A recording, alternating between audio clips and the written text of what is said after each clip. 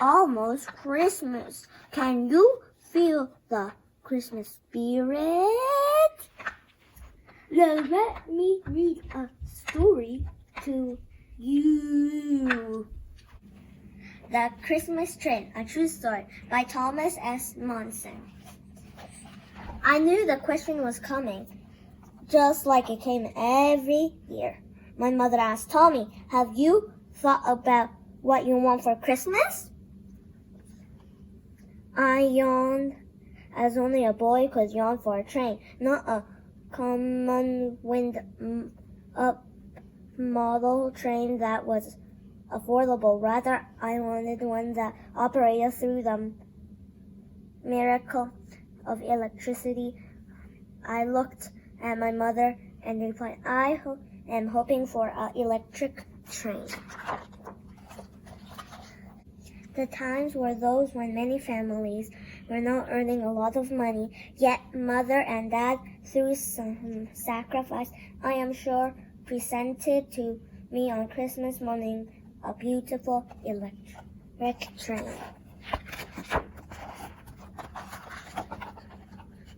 For hours I operated the transformer, watching the engine first pull its cars forward, then push them backward around the track.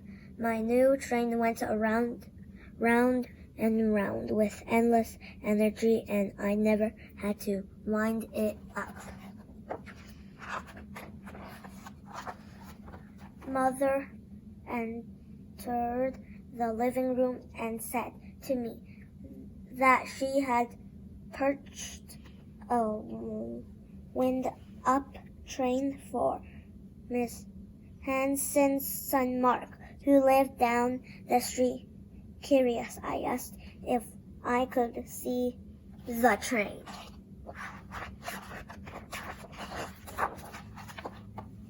The engine was short, blocky, not long and sleek like the nicer model I had received.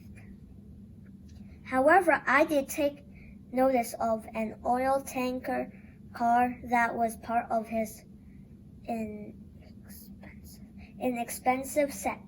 My train had no such car, and I began to feel pangs of envy. I put up such a fuss that Mother surrendered to my pleadings and handed me the oil tanker car. She said, if you need it more than Mark, you take it.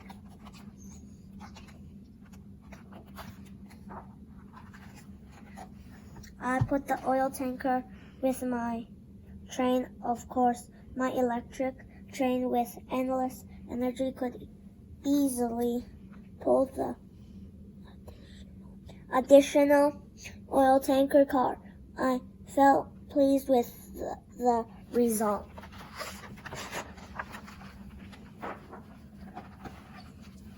Soon afterward, Mother invited me to accompany her to the Hanson home.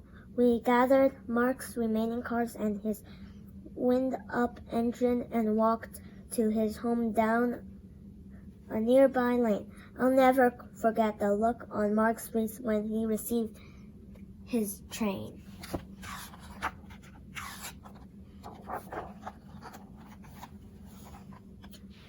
Mark was a year or two older than I.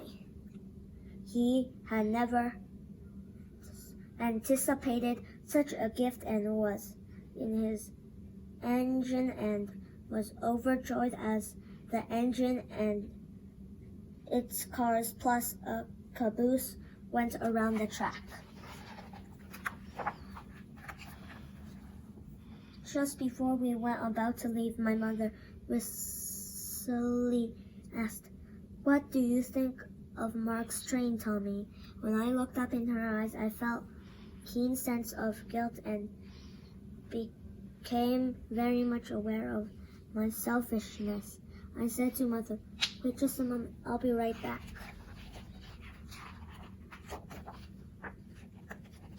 As swiftly as my legs could carry me, I ran to our home. I sprang up the porch steps and burst through the front door.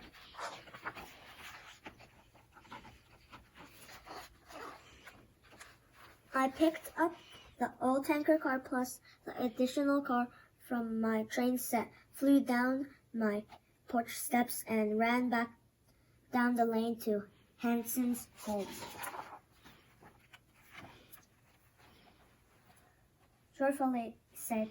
I joyfully said to Mark, "We forgot to bring the 2 cars that belong to your train." I don't know who was happier, Mark or my mother. What I do know is that was the day when I felt in my heart was giving had replaced getting.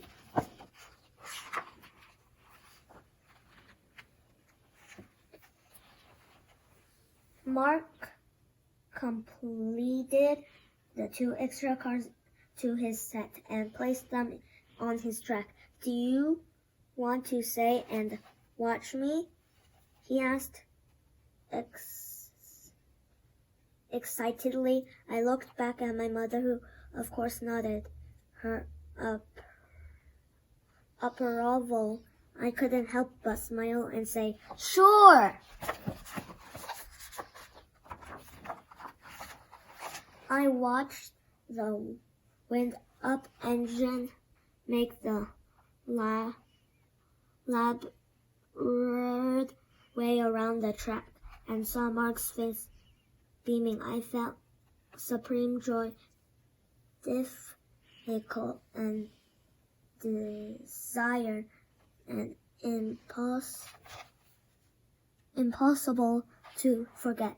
The spirit of Christmas had filled my soul. Jesus said unto him, "Thou shalt love thy Lord thy with all thy heart, and with all thy soul, and with all thy mind. This is the first and great commandment, and the second is like unto it. Thou shalt love thy neighbor as thyself." Matthew 22:37 to 39. The end. What did you want for Christmas? One year my grandma bought this along with the train. Chugga chugga choo choo. Chugga chugga choo choo. I read this book every year and I love